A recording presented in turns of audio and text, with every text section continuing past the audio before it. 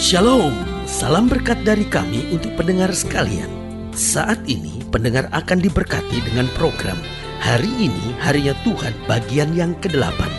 Sebuah program rohani tentang doktrin Alkitab yang menolong kita untuk semakin tertanam dalam kebenaran firman dan bertumbuh dalam kemuliaan. Bersama hambanya, Pendeta Gilbert Lumwendong, STH. Banyak orang merasa doktrin Alkitab sebagai sesuatu yang membingungkan. Tetapi tahukah saudara bahwa doktrin Alkitab intinya adalah memahami Alkitab dengan benar, dengan pemahaman yang sistematis, sehingga kita terus dapat tertanam di dalam kebenaran firman, sehingga kita terus bertumbuh di dalam kemuliaan Allah. Buka hati saudara sekalian untuk menerima berkat-berkat firman-Nya hari ini. Salah satu hal yang paling tidak menyenangkan dalam kehidupan ini adalah ketika kita dikutuki.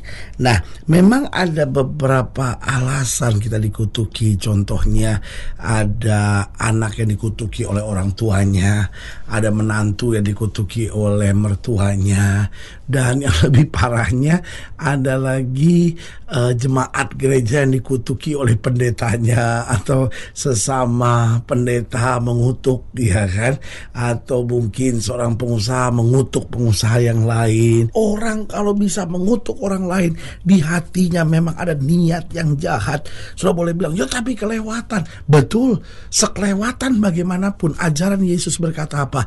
Kalau seorang tampar pipi kirimu, berikan juga kepadanya pipi kananmu. Artinya apa? Yesus sedang mengajarkan orang kalau di hatinya baik, maka tidak ada perbuatan jahat yang bisa keluar dari dalam hidupnya. Karena itu saudaraku yang kasih dalam Tuhan, kita lihat dunia di mana kita hidup hari-hari ini memang dunia yang bisa saling mengutuki. Kenapa? Alasannya kok bisa dikutuki. Yang pertama, bisa jadi karena memang kita berbuat kesalahan. Contohnya seperti malin kundang, ya kan? Kita buat sesuatu yang menyebalkan orang, ya kan? Dan akhirnya orang mulai mengutuki kita. Lalu yang kedua, alasan mengutuk yaitu karena memang orang itu pengutuk, ya kan?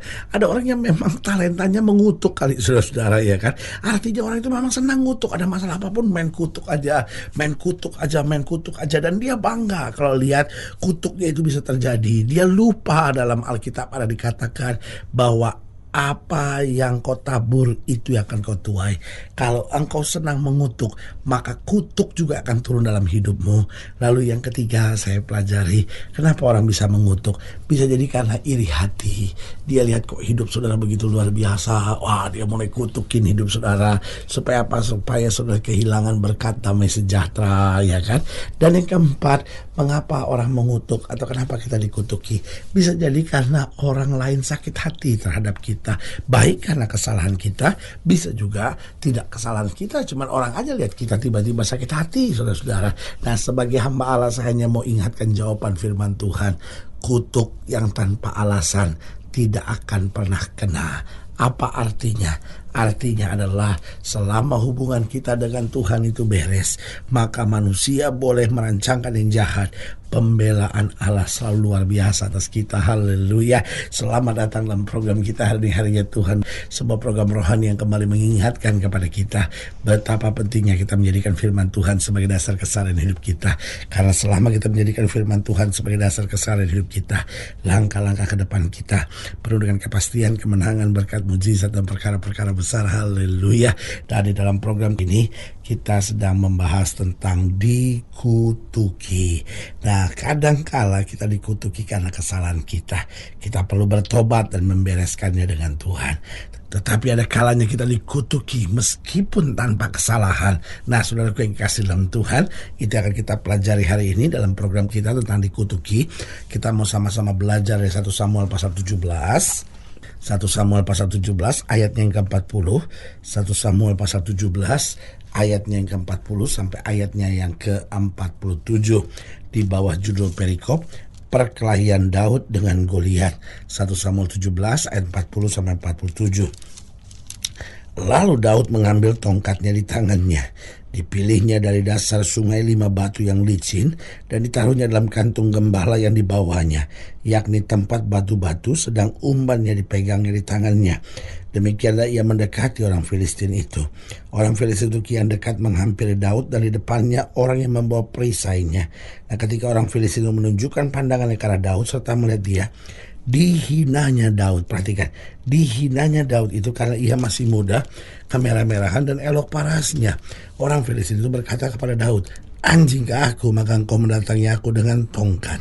Lalu demi para allahnya orang Filistin itu mengutuki Daud.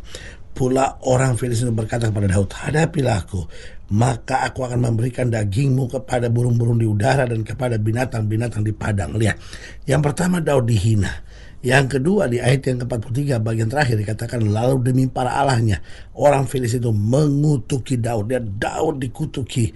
Bahkan di bagian terakhir ayat yang ke-44 diejek, dikatakan, "Hadapi aku, maka aku akan memberikan dagingmu pada burung-burung di udara dan kepada binatang-binatang di padang." Tetapi Daud berkata kepada orang Filistin itu, "Engkau mendatangi aku dengan pedang dan tombak dan dembing, tetapi aku akan mendatangi engkau dengan nama Tuhan semesta alam, Allah segala barisan Israel yang kau tantang itu. Hari ini juga Tuhan akan menyerahkan kau ke dalam tanganku, dan aku akan mengalahkan engkau dan akan memenggal kepalamu dari tubuhmu.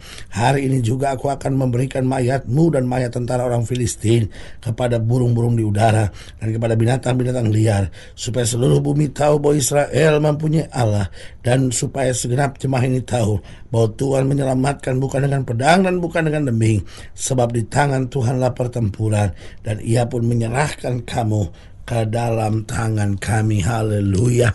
Lihat saudaraku yang kekasih dalam Tuhan, dari sini kita bisa lihat bahwa Daud menghadapi kenyataan yang sangat pahit. Ia dikutuki oleh Goliat. Tetapi saudaraku yang kekasih dalam Tuhan, pertanyaannya bukan soal saya dikutuk atau tidak dikutuk, tetapi soalnya sekarang, bagaimana ketika ada orang yang mengutuki saya tetap menghadapinya dengan benar. Nah, bagaimana cara menghadapi ketika kita dikutuki? Yang pertama, koreksi dan introspeksi diri. Artinya apa? Kita mulai cari sumber penyebabnya dulu. Apakah kita dikutuk ini karena kesalahan kita? Kalau itu karena kesalahan kita, kitanya harus bertobat, kita yang harus membereskan diri. Atau bisa jadi orang itu memang tukang ngutuk, ya kan? Atau yang terjadi mungkin orang itu iri hati gitu. Atau orang itu memang sakit hati terhadap kita. Nah, kita lihat dulu apa ini persoalannya. Kalau ada yang perlu dibereskan, bereskan. Kalau tidak ada lagi yang perlu dibereskan, serahkan semuanya kepada Tuhan. Jadi bagaimana menghadapi orang yang mengutuki? Jangan emosi dulu, jangan marah dulu, jangan kecewa dulu, jangan nangis, jangan ketakutan dulu. Koreksi dan introspeksi diri supaya kita bisa lihat apa yang terjadi, bagaimana kita menyelesaikannya, dari mana kita mulai, dan bagaimana kita bertindak, ya kan? Lalu yang kedua, ampuni dan lupakan. Setelah kita tahu, kita beresin dengan orangnya, kita ampunin dulu, ya kan? Kita ampuni dulu. Tuhan, dia mengutuk saya ampunin. Lalu lupakan, jangan Tuhan saya ampunin, balas ya Tuhan, balas ya Tuhan. Gak perlu, pembalasan itu haknya Tuhan. Tugas kita ngampunin, lalu lupakan. Karena apa? Karena Alkitab sudah bilang apa yang benar, apa yang mulia, apa yang sudah mendengar, pikirkan semuanya itu.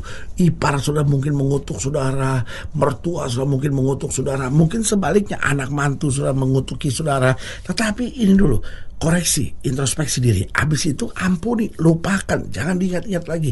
Karena kalau sudah ingat-ingat terus, itu menjadi ikatan dan akhirnya kutuk itu bisa masuk dalam hidup saudara. Tapi kalau sudah mulai ampuni, lupakan, ya kan, berarti sudah pagari hati saudara, sudah pagari pikiran saudara, maka berkat kemuliaan Tuhan yang akan turun dalam hidup saudara. Yang selanjutnya, bagaimana menghadapi orang yang mengutuki? Sadari firman bahwa kutuk tanpa alasan tidak akan kena. Berarti kita udah pagari diri kita, ini udah ada firmannya, kutuk yang tanpa alasan tidak akan kena. Tapi kalau kita pikirin terus, aduh jangan-jangan kutuk ini menimpa saya, jangan-jangan kutuk ini menimpa saya. Nah, Alkitab bilang apa yang kutakutkan itu yang menimpa aku. Artinya apa? Kita memang membuka celah untuk kutuk dapat menguasai hidup kita. Selanjutnya yang keempat, bagaimana menghadapi orang yang mengutuki? Patahkan setiap kutuk oleh kuasa darah Yesus. Tapi ingat ya, stepnya harus jelas dulu. Yang pertama koreksi diri, introspeksi, ya kan. Lalu ampuni dan lupakan. Lalu yang ketiga, pegang firman Tuhan, ya kan. Sadari bahwa kutuk tanpa alasan kata Alkitab tidak akan kena. Lalu yang keempat, baru di situ patahkan oleh kuasa darah Yesus. Kalau kita belum bereskan, bagaimana kita bisa patahkan, ya kan? Jadi kita percaya kuasa darah Yesus adalah kuasa yang akan menang dan menghancurkan segala perbuatan iblis. Jadi kita mulai berdoa di dalam nama Yesus. Kutuk-kutuk yang diucapkan kepadaku, aku patahkan kuasanya di dalam kuasa darah Yesus. Karena darah Yesus itu tertumpah untuk menyelesaikan segalanya buat kita. Dan yang kelima, yang terakhir, bagaimana menghadapi orang yang mengutuki kita. Jangan balas yang jahat dengan yang jahat. Karena kalau kita balas yang jahat dengan yang jahat, kita sama jahatnya. Tapi waktu kita memberkati, di situ kemuliaan Tuhan akan dicurahkan. Haleluya. Saudaraku yang kekasih dalam Tuhan, jika saudara yang dilayani lebih jauh, hubungi kami melalui telepon, hubungi kami melalui surat, kunjungi website kami. Karena kami ada untuk membawa Bapak Ibu sudah senantiasa lebih dekat pada Tuhan dan mengalami kasih kuasa mujizat yang luar biasa. Haleluya. Secara khusus melalui program ini juga saya mau berdoa buat setiap saudara yang sakit, setiap saudara yang berbeban berat. Karena saya percaya bahwa bagi Allah tidak ada perkara yang mustahil. Nah, saudara-saudara yang didoakan secara khusus, boleh taruh tangan kanan saudara di dada dan kita akan berdoa. Mari kita berdoa. Bapa, dalam nama Yesus, hamba berdoa buat yang sakit, hamba berdoa buat yang berbeban berat, hamba berdoa untuk setiap mereka sedang menghadapi masa-masa yang sukar, karena hamba percaya bahwa bagi Allah tidak ada perkara yang mustahil. Tidak lupa hamba berdoa buat mereka yang taruh tangan kanannya di dada, karena mungkin hari-hari sedang mengutuki orang atau sedang dikutuki oleh orang. Bapa, hamba berdoa di dalam nama Yesus, Tuhan jamah, sehingga mulai hari ini kami diubahkan, sehingga hidup kami memberkati dan tidak mengutuk. Dan kalaupun kami dikutuk, maka kami akan lepaskan diri kami dari segala ikatan kutuk ini lewat kuasa darah Yesus. Sehingga kami introspeksi diri, kami koreksi diri, kami ampuni, kami lupakan, dan kami pegang firman Tuhan senantiasa bahwa kutuk tanpa alasan tidak akan kena, dan kami tidak akan balas yang jahat. Maka kemudian kuasa Tuhan akan dinyatakan. Di dalam nama Yesus kami berdoa. Haleluya. Amin. Saudara yang kekasih dalam Tuhan, kita sudah doa. Ingat, Allah tidak pernah lalai menepati janjinya. Inilah saatnya buat kita untuk bangkit bersemangat, bersukacita dalam menghadapi segala perkara. Karena kita tahu Yesus hidup, Yesus berkuasa, dan selalu menyediakan terbaik buat anak-anaknya.